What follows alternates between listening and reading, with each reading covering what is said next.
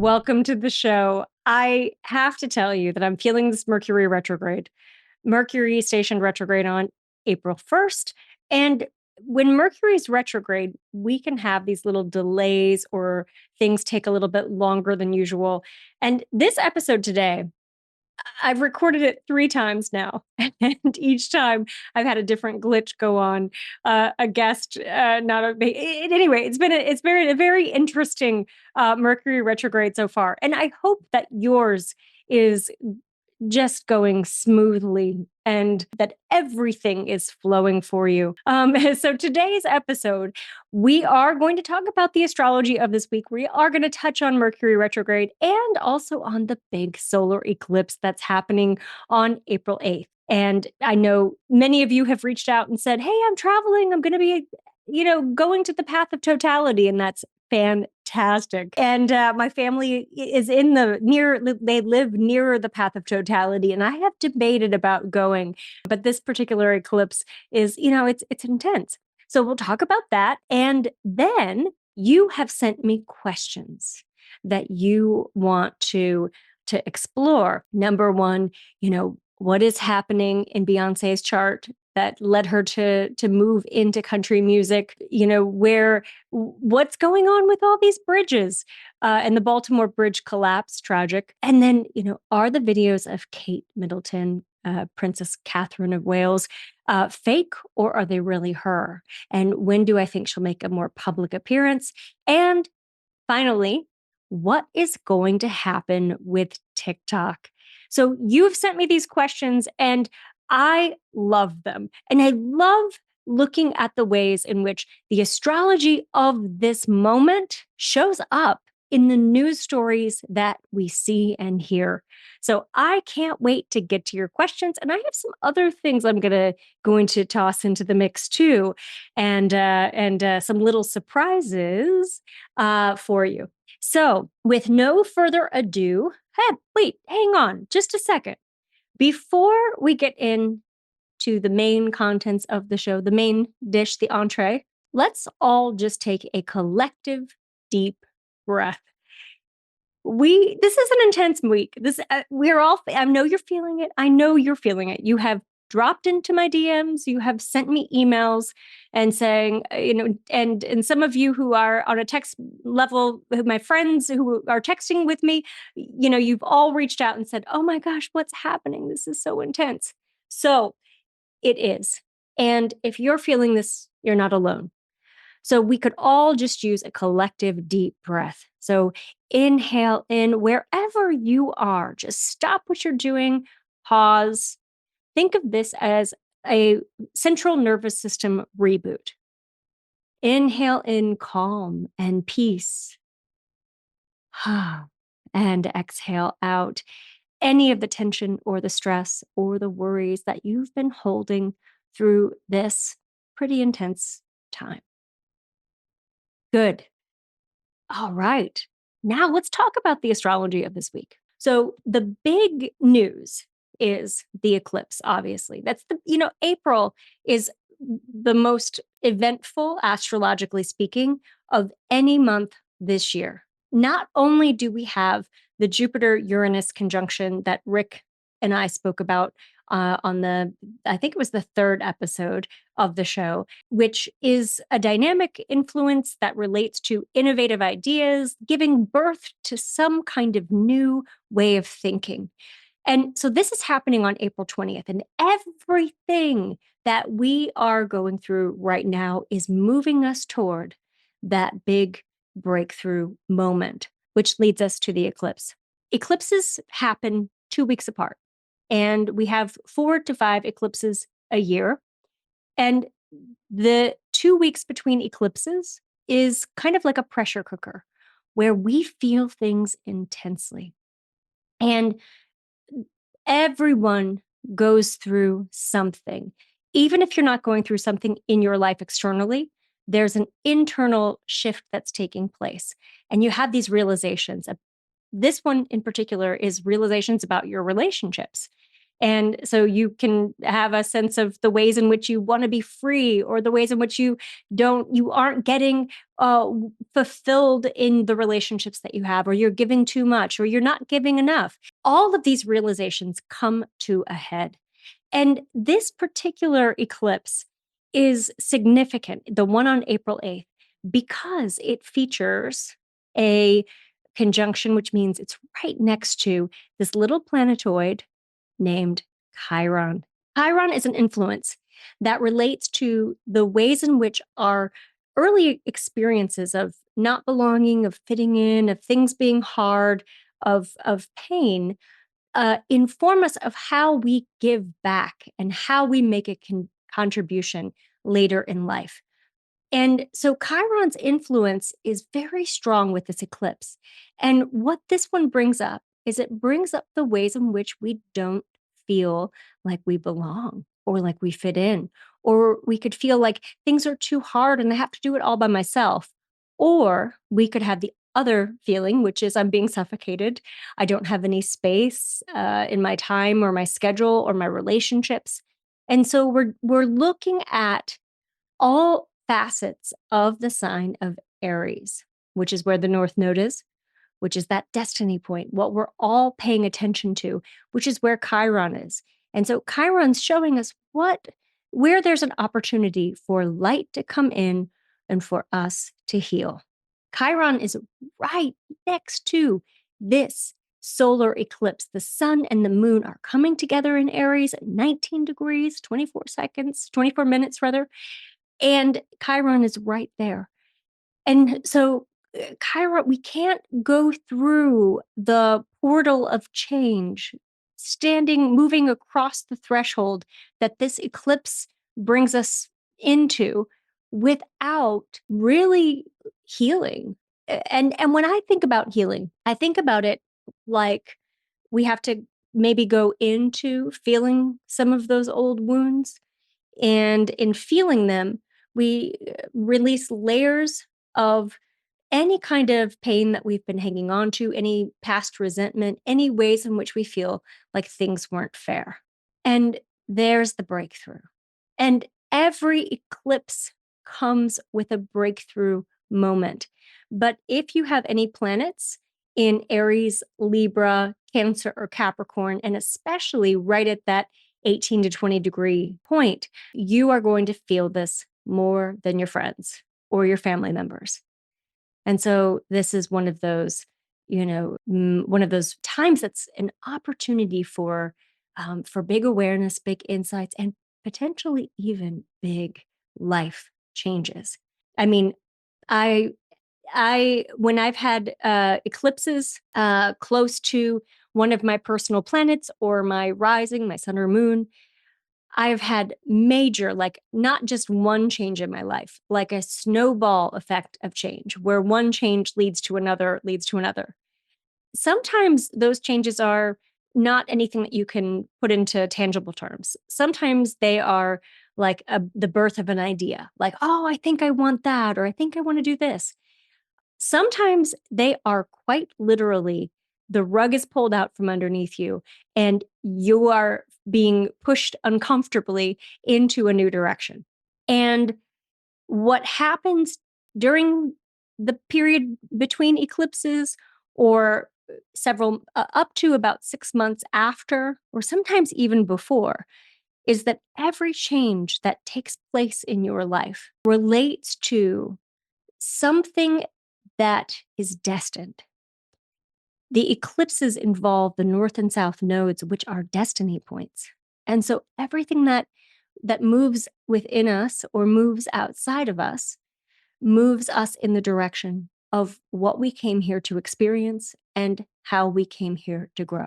So this particular eclipse on a global level is bringing up issues of war, issues of the ways in which we desire to remedy the suffering of those who are in parts of the world that are experiencing war and violence. And that's because the sign of Aries is the sign that relates to how we protect our borders. It relates to weapons, military operations, and war itself.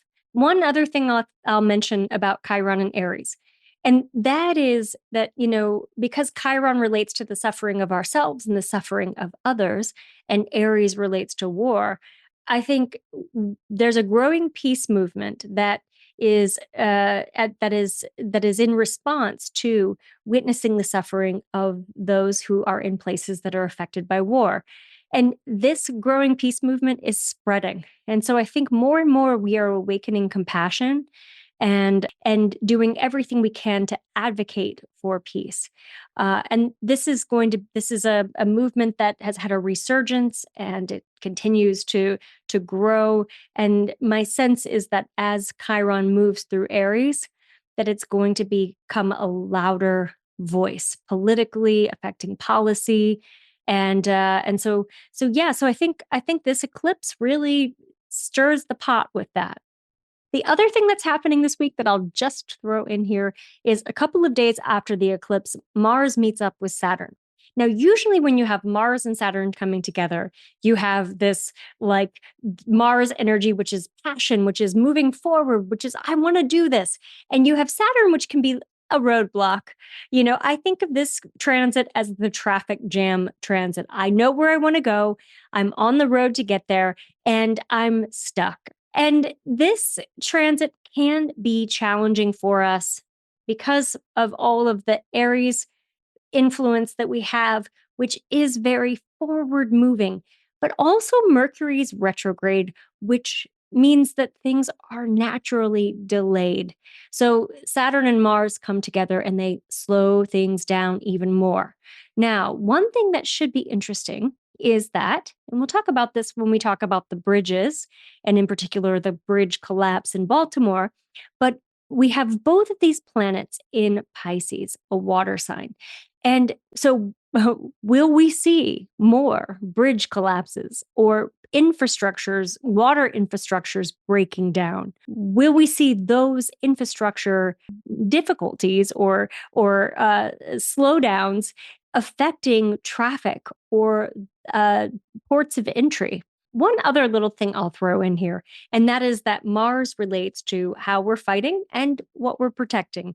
And Mars in Pisces says that we're protecting our waterways. So I wouldn't be surprised if there's more news about the Red Sea and military operations around that. If there were conversations about how do we protect against pirating, how do we open up our waterways, and also perhaps even more talk about the two ocean war. So these are some things that we might be seeing more of as we move forward with Mars and Saturn meeting up in Pisces. So those are the highlights for this week.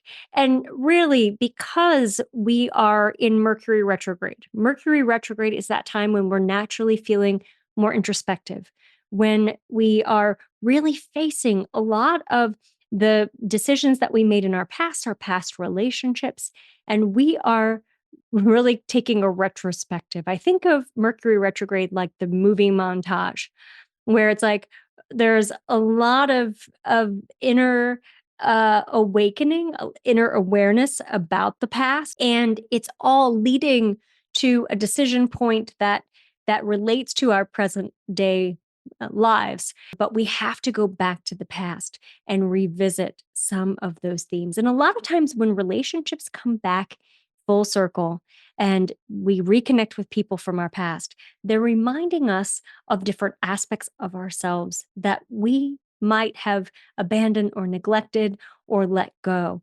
And so all of those past relationships come up as a way of really deepening self love and reclaiming our sense of identity and our sense of self in all the ways from all the times and all the ways in which we had to abandon our dreams, let ideas go, the ways in which our hearts were broken.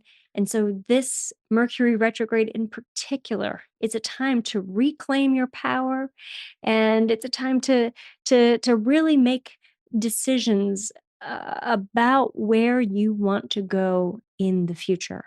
But Mercury retrograde can also just be a time where you want to slow down and take it easy. You don't want to fill your calendar with too many things. And it's a great time to declutter, to go back through those boxes of photos, to clean out your closet, to get rid of things that don't, in the words of Marie Kondo, spark joy. And so I recommend doing those kinds of activities during this cycle. And now it is time. You sent in your questions and your inquiries, and I am so thankful. Thank you so much. It's so fun to receive your questions. And if you would like me to look at any charts, or if you have any questions that you would like to explore, please feel free to reach out. You can find me at therachel.langshow.com, and that's where you can join the Rachel Lang Gang, which is our group, our membership group, our group of spiritual gangsters. And you could also find me at rachellangastrologer.com. Please feel free to submit your questions, to reach out, or I'm on Instagram or YouTube. And yeah, I'd love to hear from you. So I'm going to take the questions in order that they came to me. And the first one is, let's talk about Beyonce's chart. So the question is there some kind of major shift in Beyonce's chart? And I believe this person was talking about Beyonce's new release of her country album. And by the way, huge fan. I love Beyonce. Love this album. I think she's so innovative and pushing the boundaries here.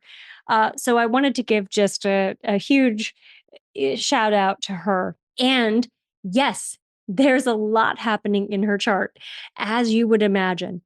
So one of the big transits that Beyonce has going on right now has to do with Pluto. Now, Pluto transits can last about 2 years. And when we have Pluto transits, they are times of major catharsis. Like it's the change that happens that rumbles out over time. And they're times of letting go, and they're times of reawakening parts of yourself that have been hibernating or gone to sleep. It's a time of letting go, sometimes of relationships, sometimes of jobs. Sometimes there is actually like a death that you are moving through. But in the process of that, what happens is that you rise like the phoenix, reborn on the other side of that transit. So, Beyonce, we don't have her time of birth, but we have her date of birth. And what we see is that Pluto is sitting right on top of her south node. Now, the south node is in Aquarius, and the south node for all of us is a point that relates to where we came from and some of the karmic conditioning that we are here to work through. The north node's kind of like that North Star point, that destiny point that we are moving toward, but it's unfamiliar. It doesn't feel good. And it's like, it feels fulfilling when you're there, but it's like too unfamiliar. And so we tend to go in a ping pong or in a seesaw between the north and south nodes for most of our lives. And whenever a outer planet makes contact with the north or south nodes, that's a period of time where we are having to really unpack what those karmic themes are. And when I say karmic, I'm talking about deep seated, like the soul stuff.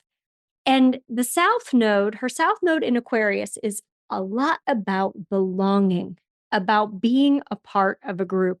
And her north node, Leo, which is where she's moving toward, is about standing out as the queen. Actually, Leo relates to royalty. And how many of us have heard her being called or considered the queen? She is between a queen and a goddess.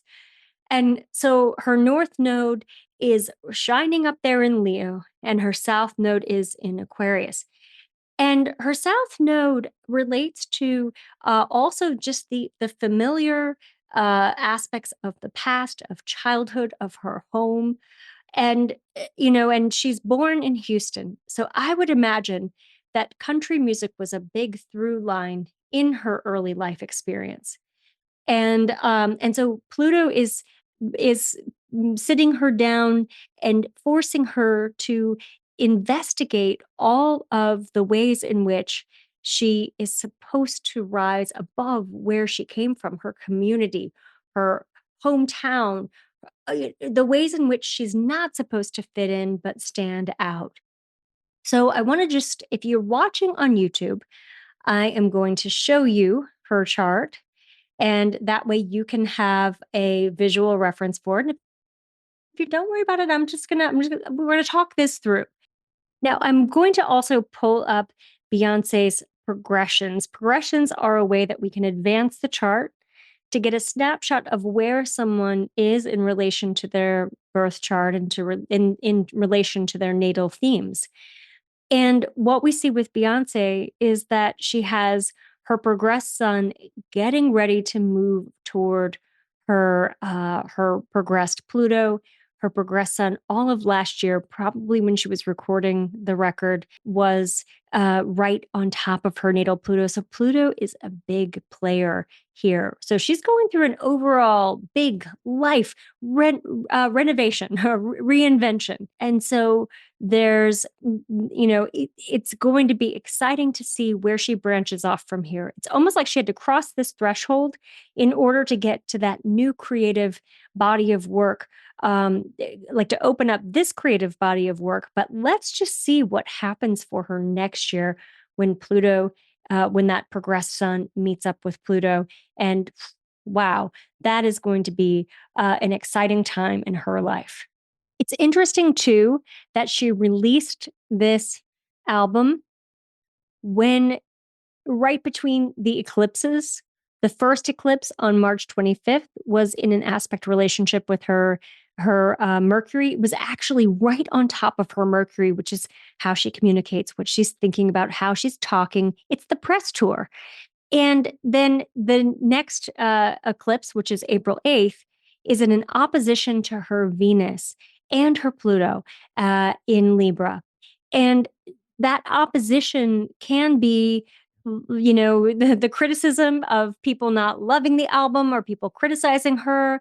It can also be difficulties with her relationship with her representation, or it could be like a whole new opening of relationships for her and a brand new chapter in her relationship with Jay-Z. So there's a lot of focus for her. When our sun, our moon, and our rising are involved in eclipses, either they're receiving a conjunction or an opposition, or sometimes a square aspect, but those conjunctions and oppositions are particularly potent. When that happens, we know that someone is going through a big, sweeping change.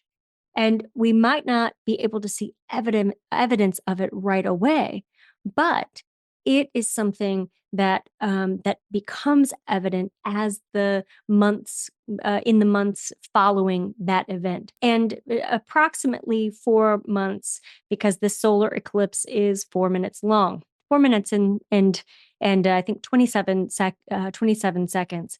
So we can expect for about 4 to 5 months later there to be some kind of movement with her chart and with her life. Now, let's go to the next question. Great question, by the way. Thank you so much for sending that in. So the next question is, what is going to happen with TikTok? Now, you probably read the news about the House passing the TikTok ban, and there are some contrasting data points, contrasting information about what is the incorporation date or the birth date of TikTok. And I did quite a bit of digging around to find those details. And what I came up with after reading too much and researching for longer than I want to admit, what I found was that TikTok was first launched as TikTok September 20th, 2016. Now, I know there's an August date that relates to its US release. I also know that ByteDance, the parent company, has its own birth date, and that there was a company that preceded TikTok that TikTok spun off into. But from what I can gather, there was a launch of TikTok itself as the brand in September of 2016. And the date that is listed on their Wikipedia page and a couple of other places is September 20th. So, with that said, if anyone has any different information, please send it to me. I would love to know more. So, the first thing that I noticed and that I wanted to point out when I look at the event, so the event is the passing of HR 7521, which was the TikTok ban. And that was on March 13th at 10:37 a.m. for those of you who are following. And what we see here is we see that Neptune, transiting Neptune, is in an opposition with TikTok's sun. Now, the sun in a business chart represents the leadership. It also represents the creative expression, the way that the company is presenting itself. But I think in this particular instance, we are looking at the potential for a change in TikTok's leadership. This Neptune transit is here for about another year, off and on. It gets more intense and it gets less intense, but it is almost exact on this day. So we could be seeing some changes in leadership. And I think that would be more likely than a ban. One other thing I'll add to this is that there is, the chart of TikTok is really going through a Saturnian period. Saturn is sitting right on top of TikTok's Neptune and South Node, and it's also in a square aspect with TikTok's natal Saturn at 10 degrees Sagittarius. And basically, what this means is that it's in a process, an uncomfortable process of reinventing itself and figuring out who it wants to be. What are the original goals of the founders, and how do they align with where the company is and where it has grown? So that Neptune transit lasts until January of 2025, and it goes off and on. It gets more intense in October, at the end of October, and then it kind of subsides a little bit, and then it gets more intense at the end of January. And on the heels of that, we also have Saturn opposite coming in to oppose the sun next year in 2025. And that is one of the predominant transits that TikTok is going through next year. So 2025 shows just a big restructuring of the organization and a revisioning of the leadership. Now, the next question that you wrote in has to do with Kate Middleton, Princess Catherine, the Princess of Wales. Are the videos of Kate fake, or are they really her? When do I think she'll make a more public appearance? Now, first of all, I just want to say Kate is going through some transits that are challenging, and we all need to be showing her as much compassion as we can. And so my heart goes out to her, hold her in your thoughts and your intentions. And when when the rumors were starting that she was disappearing, the first thing I did was look at her chart, and I thought, wow, she is going through it. And, she's got a lot of cardinal placements.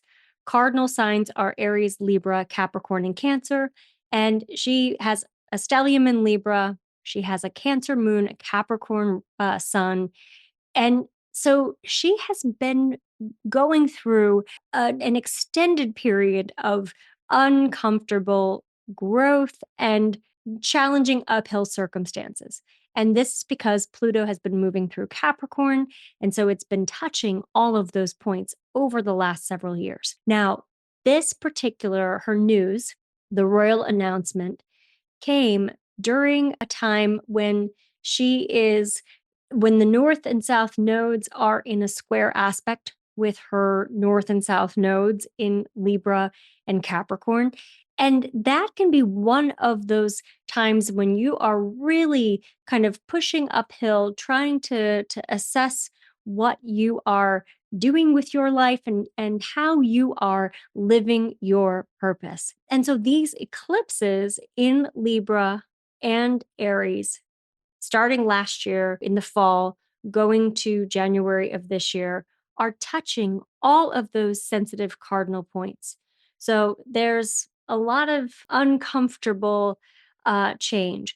And the health is a sensitive area in her chart just because the North Node is right there in her 12th house, which relates to more of the chronic conditions that we can have. And her North Node's in Cancer. So, one, I think that, it makes sense that it's abdominal surgery that she had to go in through for that. That would be the area where there's a lot of focus. The moon rules our belly and the stomach. The moon also rules the female reproductive system as well. So things like our womb. And so here her moon is getting a lot of pressure and a lot of focus. One thing I'll say is that, the question really was about, is she hiding something, or, is this real? Is this fake? And I don't see that specifically. What I see is someone who's going through a lot of intensity, who really doesn't want to be in the spotlight right now, and probably would prefer that everyone just let her have peace and be alone. And obviously with her position, she doesn't get that privilege. When Pluto is involved, when the eclipses are involved, everything feels really intense. And we don't have a lot of bandwidth to for small talk or to put on a facade. It's like it's real. And so this is where she is. Plus, we go through these midlife transits between our late 30s and about 45. We have the Chiron return at 50, so we could count that in too.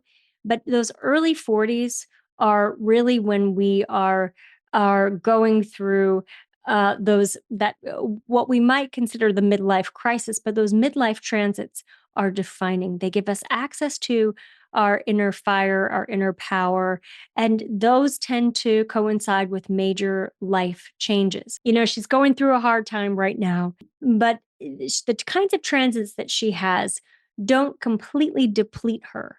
They just take her back, pull her back in order to shoot forward on the other side of this. Now, the final question that we have is, can I talk about the Baltimore Bridge collapse? First of all, tragic, unbelievable. I mean, I woke up to the news story and was, surprised. How could something like this happen? And so my heart goes out to those who lost loved ones in the collapse, and to the crew members who are still to this day, right now, while I'm recording this, are still aboard. And there's a rescue operation taking place. So, one thing that's kind of an overarching theme with this question is that transiting Saturn is in Pisces, which relates to water and water infrastructure. So, we see that with water rights and policies around water. We see this in water litigation. We see this with dams and the talk about, is it time what do we do with our old aging dams? So this event took place on March 26th at 1:29 a.m. in Baltimore. There are some interesting features that stand out about this chart. First of all, there is a yod aspect pattern, and the moon sits at the apex of this chart. And the moon is in Libra right next to the south node. And the moon, what's interesting about the moon is that the moon rules boats and boating. And so we have the moon as the focal point for the entire chart of this moment. Saturn relates to infrastructure, and it relates to the bridges and the way that we build and engineer our infrastructure. And Saturn is in an aspect relationship with the moon and with Jupiter, which Jupiter is rules, it's justice, it's laws. And we also have Venus's involvement in this aspect relationship. Venus relates to the people. It's more of the social fabric of a community or of a city in this instance.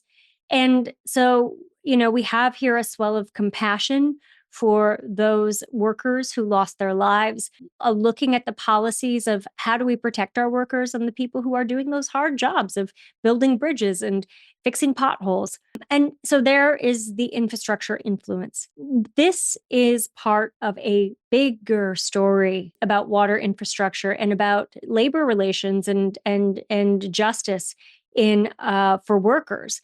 And these are some of the bigger Pluto in Capricorn, Pluto in Aquarius themes that we are seeing playing out really while Pluto's been at the last degrees of Capricorn, which, I mean, we've seen this since 2020, but really since 2021.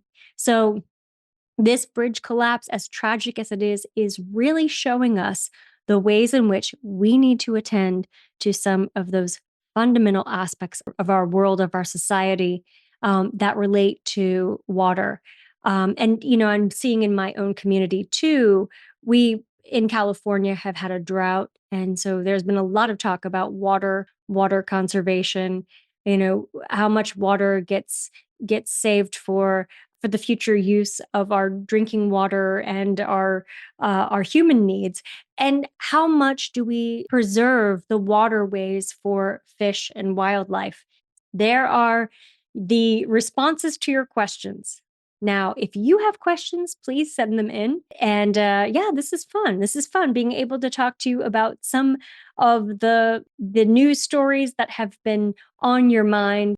Now it's time for your cosmic call to action. This is a segment of our show where we talk about how we're going to apply some of our spiritual practices out in our real lives and really bring home the astrology of this week. So this cosmic call to action centers around the solar eclipse, sometime around April 8th. Think about one or two things you are ready to change and journal about them. So this could be actually a writing prompt for you. What are two things that you would like to change about your life that you are willing to change? Maybe things that you're willing to let go, maybe habits that you're ready to adopt, and just write about that. Where is the resistance, or where was the resistance to change? And what can you do to let it go? And just doing this exercise is going to create the shift that needs to happen in order for you to experience some of that really exciting life change. So those are your marching orders. And I can say marching orders because we are talking about Aries season. So yes, that is your cosmic call to action for this week.